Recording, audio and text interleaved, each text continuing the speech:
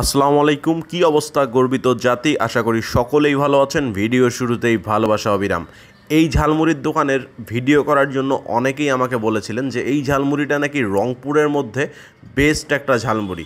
তাই আপনাদের কথা শুনে বাধ্য হয়ে আমি আজকে চলে আসছি এই ঝালমুড়ির দোকানের ভিডিও করার জন্য, এই ঝালমুড়ির টেস্ট করে দেখার জন্য। এই ঝালমুড়িটা কোথায় পাওয়া যায়, খেতে কেমন, সব কিছু আজকের ভিডিওতে আপনারা বিস্তারিত জানতে পারবেন। তো চলেন কথা না বাড়ায় ঝালমুড়িটা তৈরি করা দেখি।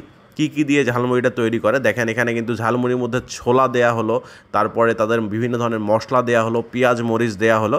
দেয়া হওয়ার পর এটা সুন্দরভাবে মাখায় এটা কিন্তু আপনার হাতে তুলে দেওয়া হবে। যাই হোক, এই যে আমার হাতে ঝালমুড়ি দেখতে পাচ্ছেন, এখানে মাত্র 10 টাকার ঝালমুড়ি আছে। বিকেল 3টা থেকে রাত 11টা পর্যন্ত এটা পাবেন। ঝালমুড়িটা যখন আমি প্রথমে মুখে দিছি, এটার মধ্যে না একটা অন্যরকম টেস্ট আছে। অন্যরকম টেস্ট বলতে এই ঝালমুড়িটা যে শুধু ঝাল লাগবে আপনার কাছে তা না, এর মধ্যে আচার দেওয়ার কারণে ঝালমুড়িটা মাঝে মাঝে মিষ্টি মনে হচ্ছে।